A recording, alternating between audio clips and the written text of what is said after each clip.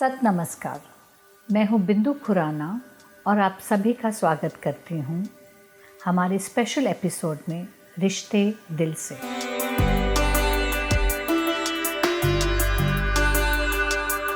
अब हम बात करते हैं कुछ हीलिंग टेक्निक्स के बारे में जिससे हम ये 7 फेजेस से बाहर निकल सकें। अगर हमारे घर के पास बीच है या पानी है तो आप सुबह उठ के first thing in the morning उस बीच पे नंगे पांव चलें। Do this consecutively 9 days. जब भी हमारे पैर रेत में जाते हैं या पानी को टच करते हैं या धरती में कहीं भी हम मिट्टी पे चलते हैं तो हमारा जुड़ना, हमारे सोल्स, हमारे पैरों की निचले हिस्से से हम जुड़ जाते हैं और वहीं से हमारी एक्चुअल कनेक्शन अर्थ के साथ होती है।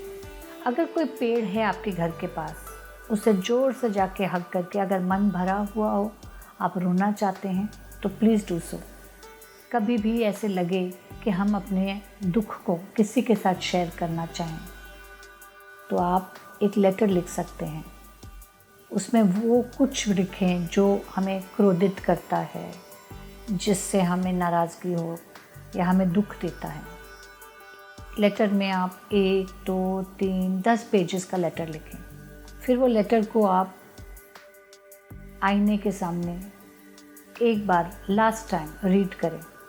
वो लेटर को लेकर आप अग्नि के पास या कैंडल से उसे जलाएं और जितने भी एशेस हैं उठा के उसको पानी में डालें।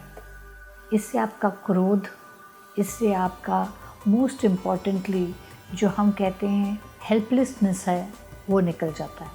कई बार लगता है कि हम किसी के साथ अपना दुख नहीं शेयर कर सकते या हम डिक्लेयर नहीं कर सकते कि हमारा हार्ट ब्रेक हुआ है। फिर आप ये लेटर लिखें या उस इंसान का नाम लिखें, पॉइंट्स में लिखें। अगर क्रोध है, अगर किसी ने आपको धोखा दिया है तो उसका आप पेपर फाड़ के फ्लश कर सकते हैं।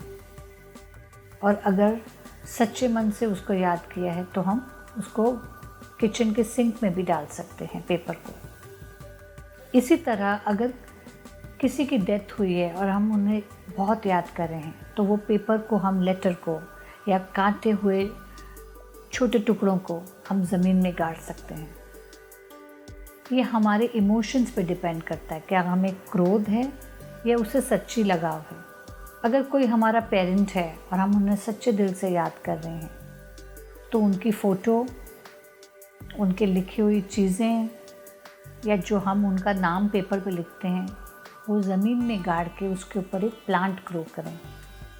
इससे उनकी याद, उनकी वैल्यूज़ और उनके साथ हमारी बहुत सारी यादें जुड़ जाएंगी।